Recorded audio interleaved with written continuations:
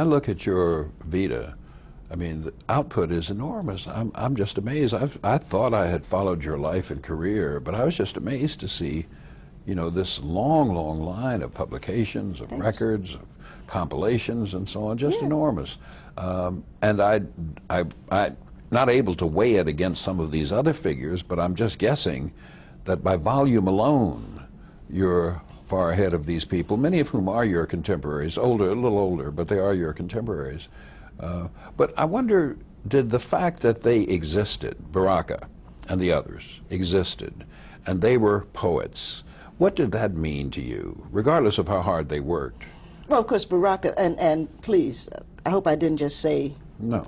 that Baraka didn't work, because Baraka did. I was talking about, we were talking about Steve. No, I don't and, think any of them would take umbrage at what okay, you'd because, said. Again, I was about to say Leroy, but as Leroy Jones, and moving into Imamu Baraka was an enormous output. And I think that that's important, and I learned from that, because I remember when he was saying, you know, we're not going to publish with white people. I remember, you know, that made sense to me. I was like, okay, that makes sense. Let me listen to that. But in the meantime, of course, there was Black Fire was under contract with William Morrow, right? And so I'm thinking, okay, I understand what he's saying, but I also understand why he's doing what he's doing. And so I'm not going to let what he's saying interfere with what I should do, because I see what he has to do also. So he and Larry edited, Larry Neal edited Black Fire, and it was always going to come through through William Morrow or Random House, you know, through one of the, and so when people were saying we're not going to do that, it's like, well, we're not going to do that if we have other alternatives. Of course, I was happy to work with Broadside Press. Dudley Randall is a great man, and Vivian is a wonderful woman, and Vivian held on even after Dudley's death. It's just recently, you know, been sold. But I'm not going to let an ideology prevent me from doing what I think I should do, which is I should get the idea out. I should do that, But you know. I guess what I'm trying to get at is, here's Baraka and these other people, and they're poets. And so people say, well, he's a poet, or she's a poet, or she. What kind of influence did that have on you, that there are people who are making a success of this? There are people who are making a living at this, and there are people who are recognized as doing this. What kind of standard did that set for you? I know you worked harder than they did. No, I don't mean it like that. And you were just saying, we were talking about the village scene as opposed to the uptown scene. Right. And Well, I guess I mean in a more general way. I would say none.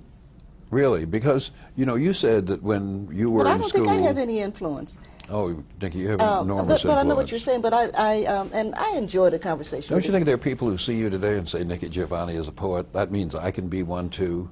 Doesn't mean I'm going to be as good as she is, but I've seen this black woman do this, and it's something, until I saw her, I didn't imagine I could do. You don't think there are people like that? I don't think there are people who are going to do it who say that. I was just going to mention Queen Latifah, because she's a kid that I really, really like a lot. And I was able to, Essence Magazine called me and said, you know, we put an inquiry to Queen Latifah and asked her if she could talk to anybody on earth who would it be, and she chose you. And I was like, oh my God, because I'm such a Queen Latifah fan. I love what she's done.